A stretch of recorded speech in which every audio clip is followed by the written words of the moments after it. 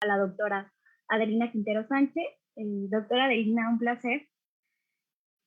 Un placer y un gusto conocerlos y estar acompañándolos el día de hoy. Gracias. Muy bien. Antes de comenzar, me permitiré leer una breve semblanza sobre la doctora. Ella es licenciada y maestra en Relaciones Internacionales por la Facultad de Ciencias Políticas y Sociales de la UNAM. Tiene el grado de doctora en Ciencias Políticas y Sociales por la misma institución y realizó sus estudios postdoctorales en el Instituto de Investigaciones Económicas. Actualmente es profesora de tiempo completo en el taller de la FES Acatlán, en el área económica de la carrera de Relaciones Internacionales. Es miembro del sistema de investigadores de CONACYT. Entre sus últimas publicaciones destacan la regulación internacional de la inversión extranjera durante la administración de Donald Trump de 2020 y también destaca China frente a Estados Unidos en la evolución del régimen internacional de inversiones en Asia-Pacífico, más allá del TPP, igual publicadas en 2020. Sus principales líneas de investigación son inversión extranjera directa, el TEMEC y acuerdos de libre comercio, integración regional y globalización, geopolítica y economía, y también empresas transnacionales. Muy bien, voy a comenzar la primera pregunta, doctora, y es, ¿cómo se inició en la actividad? Muchas gracias.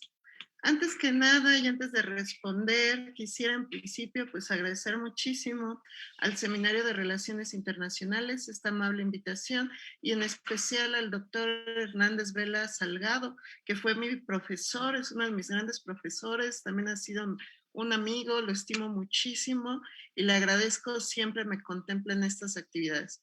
Pues, ¿cómo me inicié? Es algo interesante porque aunque en realidad siempre he sido una persona muy curiosa y que le agrada mucho indagar y saber siempre de todo, además de compartir ese conocimiento con los demás, nunca había pensado en dedicarme a la academia o a la docencia o algo afín. En realidad no estaba dentro de mis planes profesionales. No obstante, cuando entré a la maestría, mi visión cambió hacia esta situación y mucho gracias a la guía de mi mentor, el doctor Juan Carlos Velázquez Elizarrarás.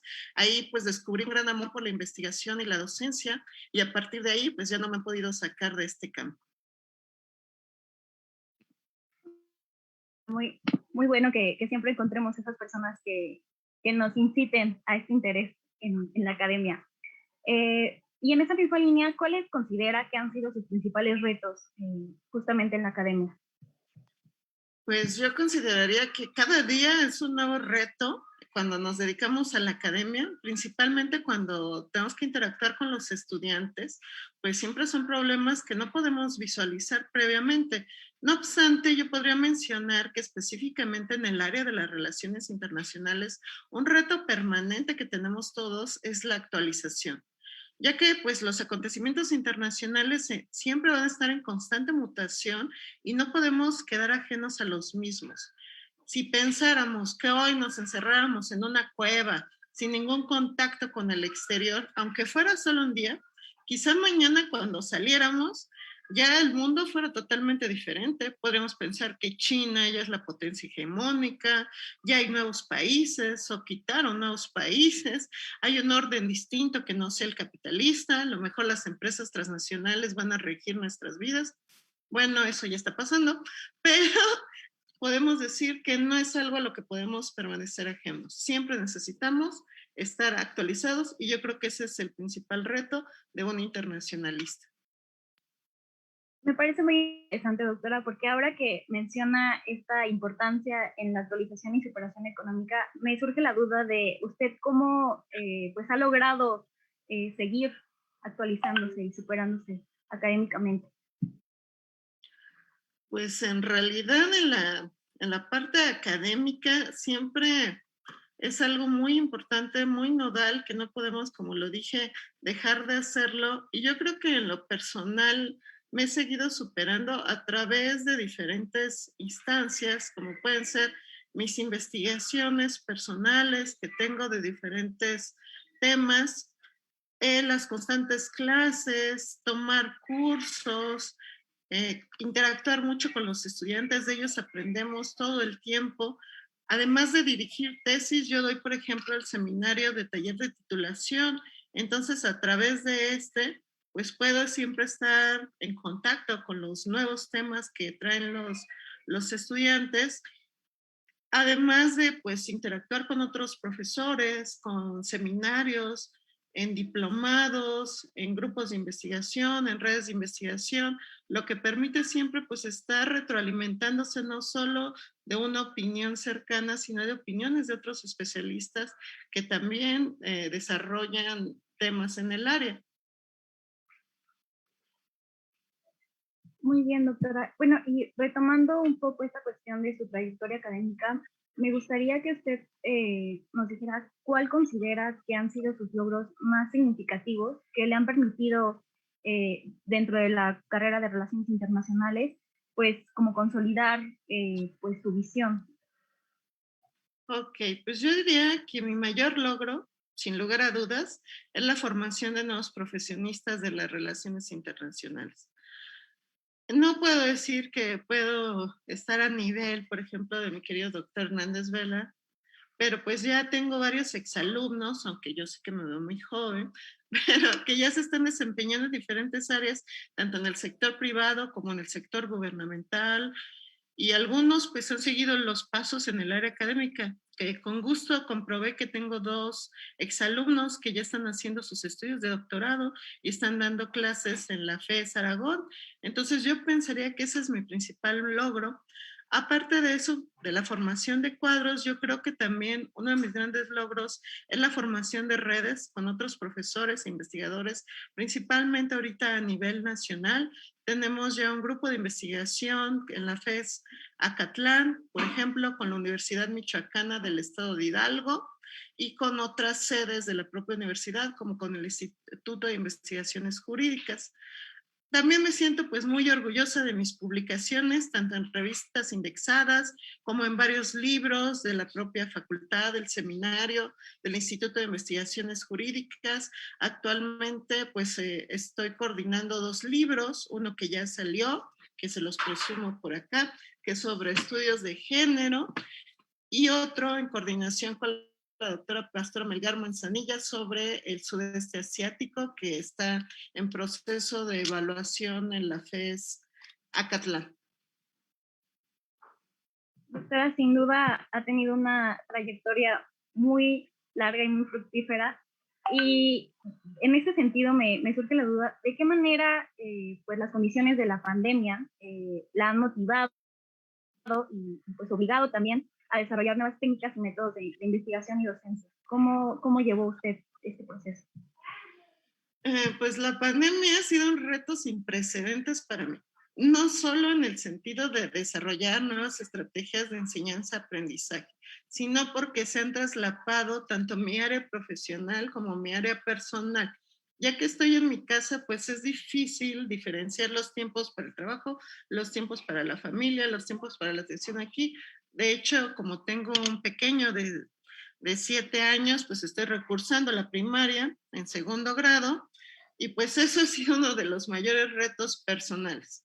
No obstante, desde el punto de vista laboral, pues al ser parte yo del SUAYED, de la FES Acatlán, que es el Sistema de Universidad Abierta y Educación a Distancia, pues la verdad no me fue tan difícil la transición a las clases a distancia, ya que pues nosotros ya toda la organización, planeación, actividades, fechas y demás, lo tenemos precargado en nuestra plataforma que es el SEA. Entonces, pues en ese aspecto no se me complicó tanto. No obstante, sí, el uso de comenzar a utilizar plataformas como esta del Zoom y diferentes métodos creativos para presentar la información pues más fácil a los estudiantes, poder interactuar con ellos, principalmente los del taller de titulación, pues sí, se me hizo complicado al principio. Ahorita creo que ya he desarrollado nuevas habilidades tecnológicas en ese sentido. Y en el sentido de la investigación también propiamente dicho, pues me obligó a alejarme de métodos tradicionales. Yo todavía era fan de buscar en las bibliotecas directamente o ir a los centros de investigación. Ya no se puede hacer en este momento de pandemia.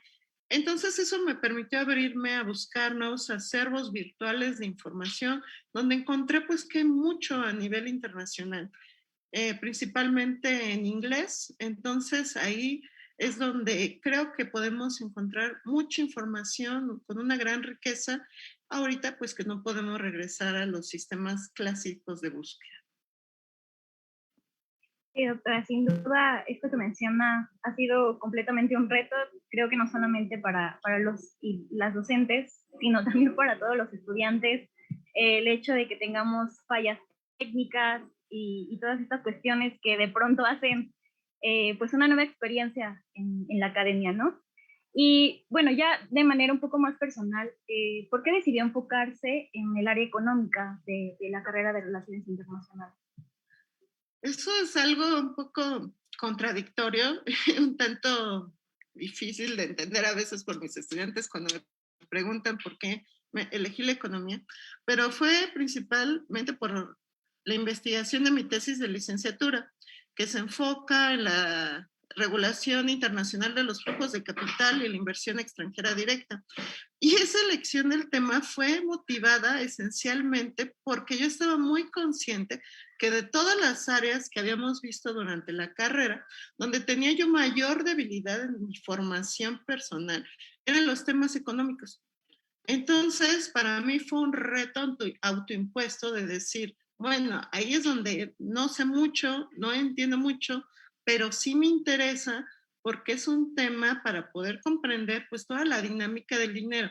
Yo la verdad me considero muy capitalista en mi esencia y siempre mi fascinación desde estudiar la propia carrera de Relaciones Internacionales y después hacer la tesis fue responder como esta gran pregunta de por qué algunos países eran potencias a nivel internacional, tenían niveles de desarrollo privilegiados, podían alcanzar un posicionamiento pues diferente a otros y además sus poblaciones pues gozaban de todas estas riquezas y por qué existían otros que no estaban en esa misma posición de fortuna, incluyendo algunos como el caso de México, que a pesar de contar una gran riqueza natural, geográfica, poblacional, histórica, cultural, podríamos decir que hasta en cuestión de gastronomía, turismo y demás, porque era posible que no habíamos podido alcanzar ese mismo posicionamiento,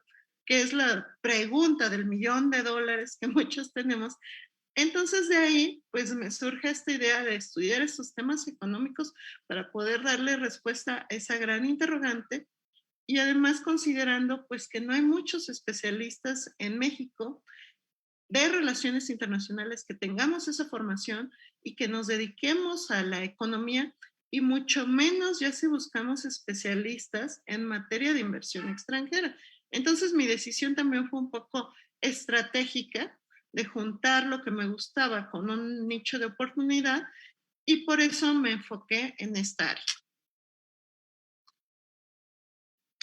Doctora, es muy interesante el cómo nos explica, cómo a partir de su interés personal y único, cómo empezó, ¿no? Esta búsqueda y este gusto también por esta parte tan importante que es dentro de la licenciatura. Bueno, y siguiendo un poco más con esta línea económica, ¿cuál es y importancia tiene para usted la relación de la academia con el ejercicio profesional y pues también con la economía? Aquí yo creo que luego no nos queda tan claro, no lo visualizamos así, pero hay una relevancia nodal entre lo que es la academia, el ejercicio profesional, lo que son las empresas y lo que es la economía. Esto viene desde la propia naturaleza, es inherente a la academia. La academia es la base de todo. Yo estoy convencida de que el punto más relevante para el desarrollo de los países, de las personas, de las industrias, es esta base de conocimiento. ¿Y cómo se puede dar la base de conocimiento? A través de la educación. Si nosotros vemos a países que han sido muy exitosos en sus proyectos de desarrollo nacional, vamos a ver que siempre hay una inversión muy grande en el rubro de educación y en el de desarrollo científico-tecnológico. Si hablamos de los tigres asiáticos o los que se conocían como los nuevos países industrializados, los dragones asiáticos también les han mencionado, el caso de China, que ahorita nos sorprende muchísimo de cómo llegó a ese nivel, el caso de algunos países europeos, el propio Estados Unidos, siempre hubo una inversión gigantesca en estos sectores que les menciono. Y pues no por nada existe la teoría de la triple hélice, que es lo que nos dice que debe de haber una estrecha vinculación entre el gobierno, las empresas y las universidades esencialmente, o los centros de educación de nivel superior, porque pues hay una inercia entre todos estos, no pueden estar desligados.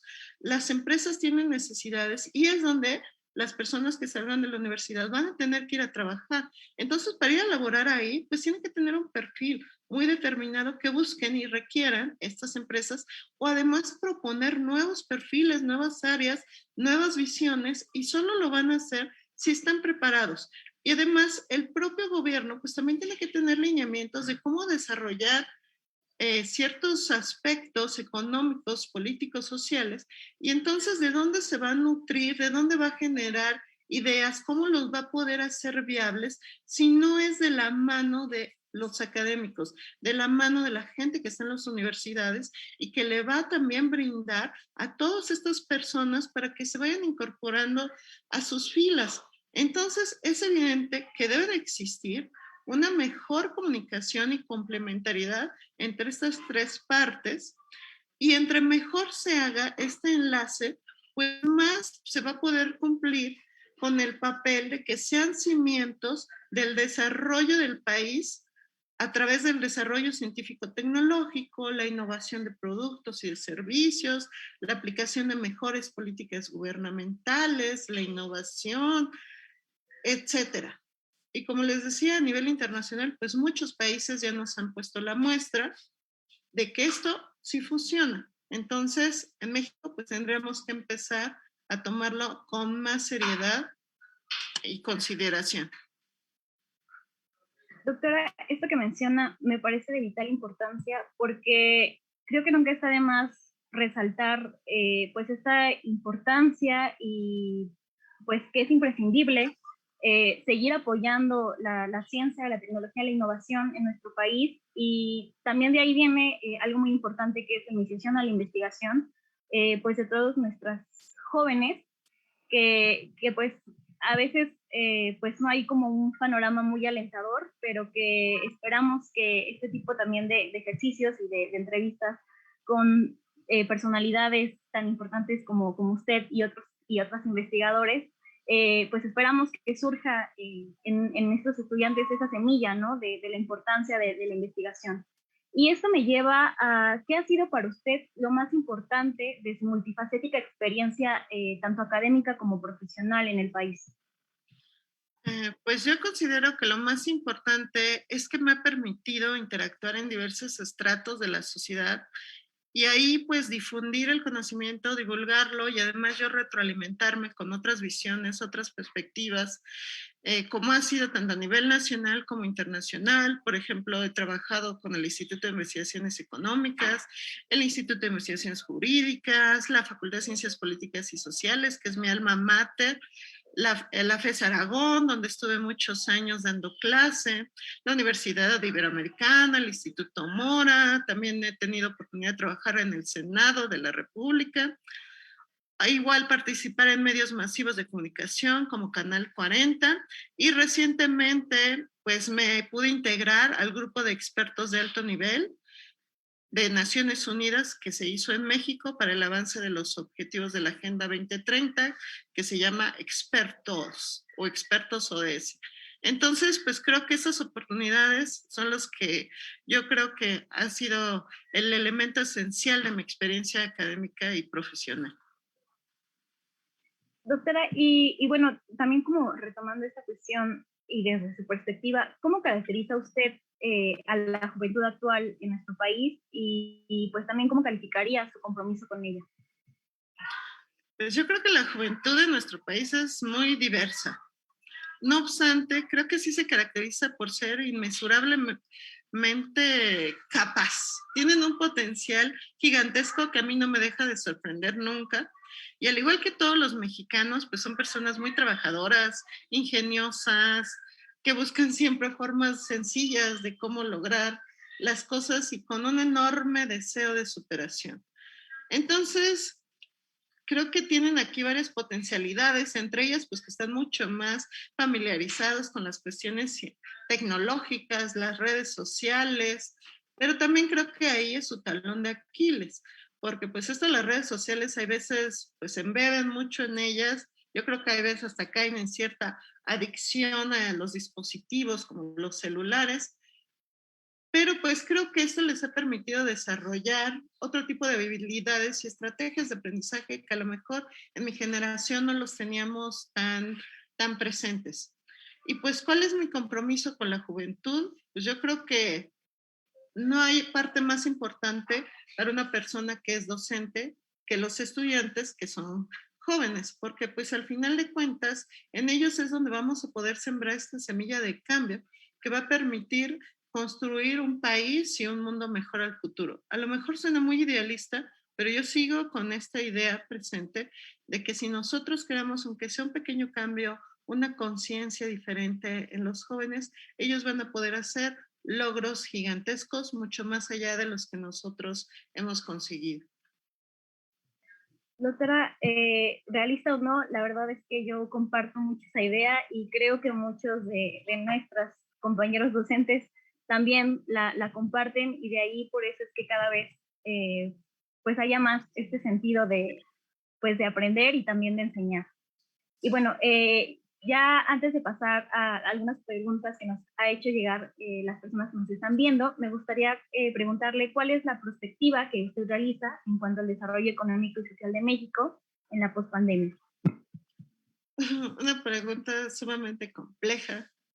Y pues yo creo que nos encontramos en una pandemia totalmente sui generis, tanto por la duración como por el alcance que ha tenido, la velocidad de contagio, que fue rapidísima. Jamás tantos países se habían visto afectados por un episodio de esta naturaleza. Ha sido la cuarentena de mayor duración que involucró a más países confinados. Podemos pensar en episodios devastadores, como bien podría ser la peste negra, la gripe española, que es más reciente, o los que también son del COVID, como el MERS, el SARS, el H1N1. Pero algo interesante desde el punto de vista económico de esta pandemia es que alcanzó a los motores económicos. En este caso, pues empezó en China, pero el más golpeado fue Estados Unidos y la Unión Europea pues no se queda atrás. Entonces, esto hizo que también tuviera como un efecto dominó donde los que más han sufrido pues son los países en vías de desarrollo. Y desafortunadamente pues todavía no alcanzamos a salir y todavía no se pueden dimensionar todos los alcances que está teniendo, pero sí ya vemos varios efectos negativos. Y en el caso de México, desafortunadamente, pues esto se viene a enlazar con una política económica desarticulada, ineficiente y que fue incapaz de proteger el patrimonio de las personas, sin mencionar lo más importante que fue su salud, porque pues somos, de acuerdo a algunos rankings internacionales, el país que más ha tenido contagio y mortandad, de acuerdo a cómo se mida eso. Entonces, pues vemos que tampoco en la cuestión económica el gobierno no fue capaz de proteger a las pequeñas y medianas empresas, que son como el sustento, ya que son el 60% de las que aportan el PIB en nuestro país. Entonces, pues, ¿qué estamos viendo? Ahorita ya empezamos a constatar los efectos negativos de la pandemia con un enorme desempleo, muchísimas empresas que quebraron y ya no van a regresar, pequeñas, medianas, grandes, por ahí está el caso de Cinemex. Ha subido exponencialmente la inseguridad, hay una polarización de la población muy preocupante que se suma a la impunidad y discrecionalidad de la clase gobernante y que atenta hasta contra la propia democracia, el sistema de Estado de Derecho y demás que tenemos, la seguridad que ha tenido México por mucho tiempo. Y vemos que a nivel internacional, pues también en cuestión económica, nuestras calificaciones que se habían mantenido estables van en picada por las calificadoras y demás, y pues hay una percepción muy recelosa por parte de empresarios, inversionistas, a interesarse en nuestro país por esta percepción de inestabilidad.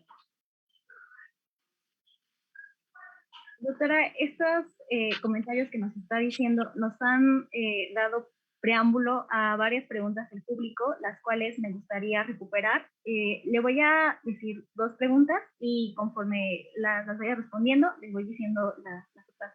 Bueno, las siguientes. La primera es, ¿cuál es la perspectiva de las relaciones que México tendrá en relación a las inversiones, considerando la dependencia que se tiene con Estados Unidos? La siguiente pregunta es, ¿México debería buscar vincularse con China a pesar de lo señalado en el TEMEC? Entonces, si quiere responder estas dos preguntas y ahorita le digo la siguiente. Ok, pues agradezco a todas las personas que nos están viendo, siguiendo y por las interesantes preguntas. En relación con la perspectiva en las inversiones de Estados Unidos, pues vemos que ahorita se vienen muchísimos problemas. Esto porque esencialmente por lo que rige la relación de inversión México-Estados Unidos y con Canadá es el TEMEC, y las políticas que ahorita se están implementando por parte del gobierno de AMLO, pues van en un sentido contradictorio. Entonces ahí se están generando muchísimas demandas. La inversión ha caído principalmente por esta ley que todavía está sobre energía, que contempla a la CFE y a los petróleos, que está todavía, ahorita está bajo amparo, no se ha sacado. Pero de ahí ya se vienen muchos problemas porque gran parte de la inversión que estábamos recibiendo estaba en energías renovables, entonces ahí hay una pérdida gigantesca de inversiones, de proyectos que están parados, de proyectos que se suspendieron o de proyectos que ya no tienen la seguridad de invertir en nuestro país. Además, esto que les mencionaba, las calificadoras, pues también es un incentivo negativo para que las personas quieran venir a invertir en México. Entonces, aunque Estados Unidos sea nuestro principal socio comercial, también con el TEMEC, pues abre que nos demanden a través del capítulo de inversiones, del mismo donde las empresas nos pueden demandar directamente por violar el acuerdo. Y si una opción sería China, yo creo que en un sentido de negociar con China que invierta en México, podría ser. Hacer un acuerdo de libre comercio nunca, porque pues nos destrozaría. China en sí ya nos ha reemplazado en sectores como textilero, juguetero, zapatero. Ya vemos que tenemos hasta virgencitas de Guadalupe hechas en China, banderas mexicanas hechas en China. Entonces, si le abriéramos las puertas, pues acabaría destrozándonos. No obstante, sí podríamos hacer algunos convenios, joint venture de inversión para que China pudiera financiar, si tuviéramos muy claro cómo atraer esa inversión china, cómo focalizarla y cómo hacer que realmente coadyuvara al desarrollo nacional. No como las inversiones chinas presentes ya están actuando en México, donde realmente nosotros no las estamos regulando de ninguna manera, no les estamos pidiendo nada a cambio, entonces pues no nos están dejando mucho en un sentido positivo para el desarrollo. Bueno, las siguientes preguntas es, ¿qué estrategias deberían seguir las empresas mexicanas para apoyar a los egresados o recién titulados que aún no tienen tanta experiencia? La otra pregunta es, ¿con el actual gobierno considera que se cumplirían los objetivos de desarrollo sostenible para el 2030? Ok. En relación con las estrategias que podrían implementar las empresas, pues yo creo que aquí podría ser a través de estancias en las empresas, de hacer prácticas profesionales que existen, pero no hay una vinculación real. Quizá tendría que haber convenios de colaboración más activos entre las diferentes empresas y la propia universidad. Y además también yo pienso que aquí un punto es los egresados.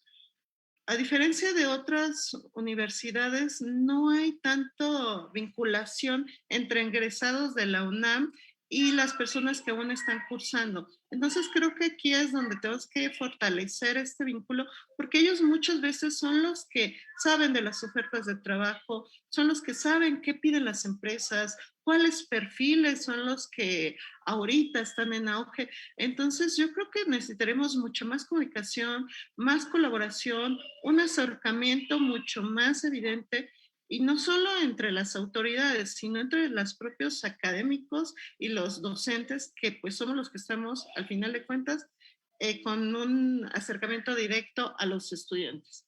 En el sentido de los objetivos de desarrollo sustentable y el nuevo gobierno, yo creo que estamos muy, muy lejos de poder cumplirlos. Se han hecho ciertas acciones positivas.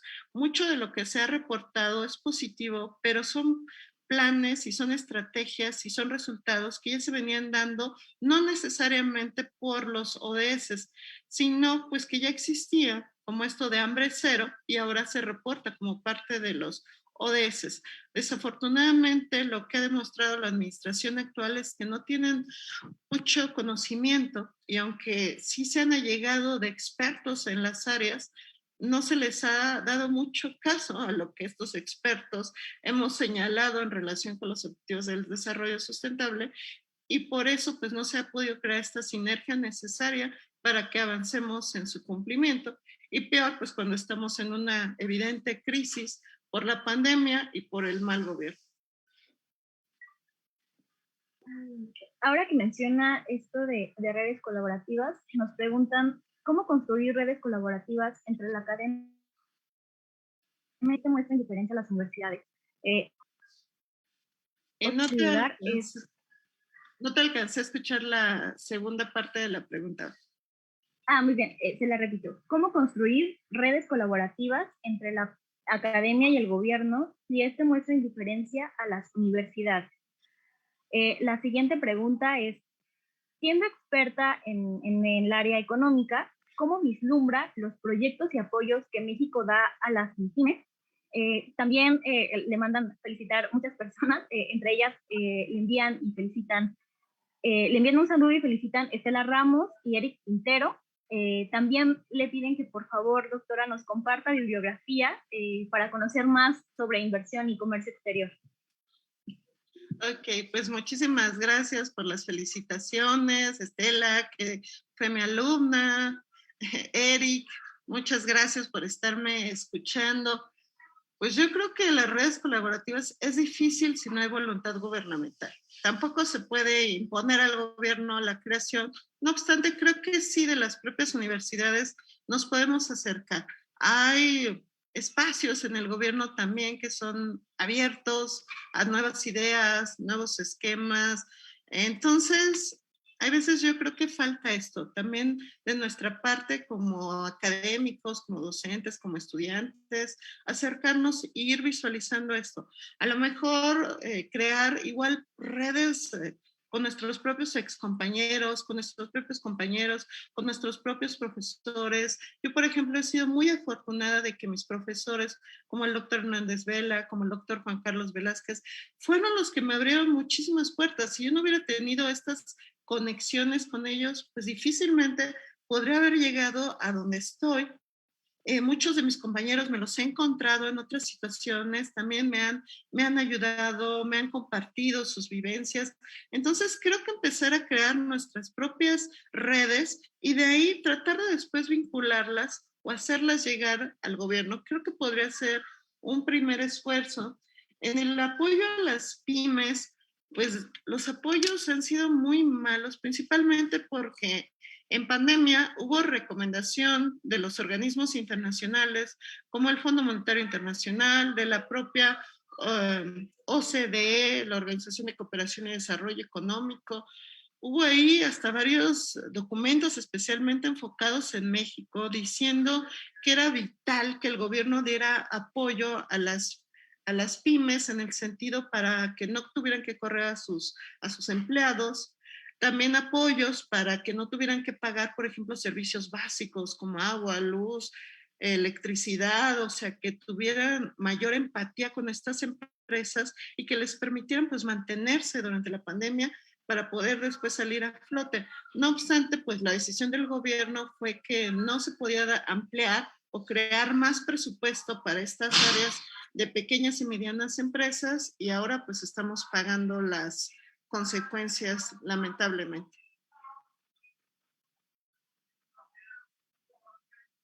Muy bien. Otra pregunta que nos hacen llegar es, ¿considera que las acciones post-pandemia han sido las adecuadas para que no se pierdan empleos?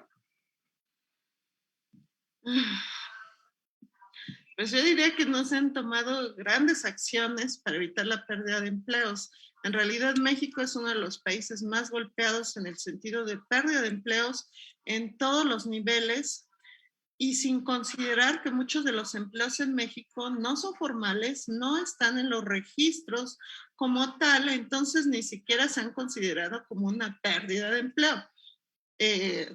Pero si consideramos esto, pues no hay muchas acciones para poder controlar esta pérdida de empleos en todos los niveles, no solo en los informales, los básicos, sino también gente de alto nivel ahorita pues está en problemas de que no tiene empleo. Yo recibo llamadas de muchos de mis alumnos que estaban trabajando y ahorita pues ya no tienen su empleo, principalmente en los sectores de servicios, que son pues los que tienen que ver con una interacción más directa con otras personas. Entonces, yo espero pues que se activen algunas políticas o algunos planes para poder controlar y minimizar este problema al que nos estamos enfrentando y que todavía es la punta del iceberg. También le preguntan, doctora, ¿cómo cumplir con los objetivos de desarrollo sostenible si la agenda internacional no ha sido hasta ahora importante para la política exterior de López Obrador? Pues estamos muy lejos y es muy difícil que México pueda cumplir con los objetivos de desarrollo sustentable. Sí, la política exterior no es algo que brille por su interés en el gobierno de AMLO, al contrario, él ha dicho que es algo secundario, que se tiene que poner en segundo plano después de la política interna.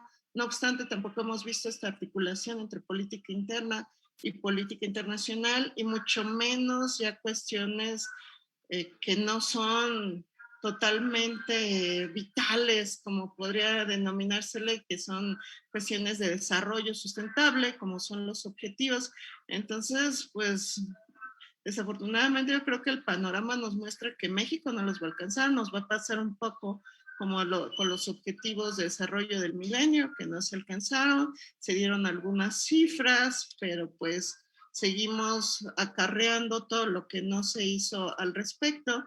Entonces, si no hay un cambio en la visión, yo creo que Marcelo Ebrard sí tiene una idea muy clara y podría, pues en algún momento, cambiar la mirada y darles más relevancia, pero si no es así, pues no vamos a conseguir mucho en ese terreno. Muy bien, doctora. Otra pregunta ya del público también es, ¿México debería seguir en la OCDE? Y también nos preguntan, apelando a su experiencia personal, ¿fue difícil, siendo mujer, ser partícipe en instituciones como las que usted estuvo trabajando? Ok, en primero, si México debería seguir en la OCDE, yo creo que ya no tendría mucho sentido que ahora se saliera. En el momento en que México se adhirió a este organismo en el gobierno de Carlos Salinas de Gortari, pues sí tuvo un efecto muy importante en cómo se visualizaba México y cómo México también se insertó en muchos instrumentos, en muchos acuerdos, en muchas negociaciones internacionales, porque pues nosotros siempre visualizamos a la OCDE como el grupo de países ricos y México pues vendió esta idea que ya éramos un país dicho por Salinas de Gortari de primer mundo y por eso pues nos aceptan ahí. ¿Y esto qué es lo que cambia? Que nosotros tuvimos ya que negociar como un país de primer mundo. Entonces ahí el Telecán, que fue el primer acuerdo donde los países ya no consideraron a México como un país en vías de desarrollo, y todo fue a pie de igualdad con Estados Unidos y Canadá, dos superpotencias, monstruos económicos. Entonces, pues aquí nos puso en una enorme desventaja porque pues no pudimos pedir muchas cosas que nos consideraran porque estábamos menos desarrollados, menos capacitados, no teníamos lineamientos al mismo nivel ni podíamos competir en las mismas condiciones. Entonces, pues ya muchísimas cosas se hicieron así. Difícilmente eso se puede revertir saliéndonos de la OCDE. tendríamos que hacer otro tipo de estrategias para mejorar nuestra competitividad, mejorar nuestra imagen y mejorar también cómo podemos relacionarnos y negociar con otros países donde quizás no sería necesario tanto salirnos de este organismo. En cuestión de si como mujer me ha sido más complejo llegar a instituciones como las que he mencionado, pues podría decir que es ambivalente. En algunos casos sí, pero no tanto porque haya lineamientos o políticas despectivas hacia las mujeres. Al contrario, yo creo que en la UNAM he tenido la suerte de que hay mucho respeto hacia las mujeres, nos han tratado de dar un espacio equitativo, en algunos casos hasta privilegiado. Por ejemplo, yo entré en la FES Acatlán gracias al concurso de jóvenes investigadores del CIJA, y ahí pues las mujeres tienen más privilegios en algún sentido que los hombres, pero sí se me ha complicado por el hecho pues de tener que combinar la familia con los estudios, con el trabajo. Ahí sí es un peso, yo pienso, diferente que lo que algunas veces tienen los hombres, entonces me ha sido más complejo. Pero pues yo creo que cada persona en su vida se enfrenta con retos, algunos más grandes que otros, y pues eso es lo que nos hace mejores personas y mejores profesionistas a la larga. Bueno, doctora, hemos tenido muchísimas preguntas. Le mandan a decir, bueno, le envían muchos saludos, le dicen que la admiran por sus logros. Agradecemos mucho la participación del público que nos está viendo también. Antes de que concluyéramos, de manera breve, usted si quiere agregar algo, si quiere comentar algo, ¿con qué se queda con esta entrevista? Pues yo estoy muy feliz de que me hayan entrevistado, que pudiera yo compartir alguna parte pues de lo que me ha motivado a estar aquí. Agradezco muchísimo a todas las personas que nos han seguido, que nos están viendo, a muchos de mis estudiantes, pasados, actuales, de mis compañeros de trabajo, amigos. Y yo sí quisiera compartirles como estudiantes, que creo que es lo más importante. Ustedes pueden llegar, lograr lo que ustedes quieran. Siéntanse sumamente orgullosos si están estudiando en la UNAM. Para mí es la mejor universidad de México, evidentemente, de América Latina, súper reconocida a nivel internacional. Entonces, si están ahí o si están en otra universidad, no importa. Alguna vez me lo decía una profesora, el nivel se lo da uno mismo y puede llegar hasta donde uno quiera, no hay ningún lugar imposible, y si ustedes trabajan, se esfuerzan, lo visualizan y se perfilan para estar ahí, yo creo que lo van a conseguir sin problema. Y siempre hay que ver eso. ¿Qué es lo que yo requiero para estar ahí? Porque a veces estamos esperando, bueno, termino la escuela y después van a venir a tocar a mi puerta así de, necesito a alguien que trabaje en Naciones Unidas. Eso no pasa. Más bien es al revés, yo tengo que ver Naciones Unidas qué requiere y yo cómo lo voy a conseguir para después poder ir y yo tocar a la puerta de Naciones Unidas y decirle qué le puedo ofrecer para que me incorpore a su espacio. Y una súper recomendación, estudien inglés, es algo vital. El mundo y todo no es de que yo diga todos debemos hablar inglés, Dios nos libre, el español es un idioma hermoso, pero al final de cuentas es un instrumento que todos tenemos que utilizar como de relaciones internacionales para poder incorporarnos al ámbito laboral cada vez más estrecho, cada vez más competitivo y mucho más vinculado entre los países. Muchísimas gracias. Doctora Adelina, nuevamente le agradecemos mucho que haya aceptado nuestra invitación pues a este espacio. Sin duda ha sido un honor entrevistarla, conocerla también más como la persona, como la académica, y pues todas estas facetas que usted tiene y que con su pues vasta experiencia tanto en el ámbito profesional como académico y personal también, pues nos comparte todos estos consejos de vida y reflexiones. Agradecemos también a todo el público que nos estuvo viendo por su participación, su interacción. Los invitamos a seguir en una próxima entrevista que tendremos el siguiente mes, que nos acompañen. Y también, doctora, le haremos llegar una constancia por su participación el día de hoy. Muchísimas gracias a todos y nos vemos próximamente. Muchísimas gracias. Un gusto, mi querida Pau. Gracias a todos. Saludos. Gracias, Adelina. Muchísimas gracias, doctor.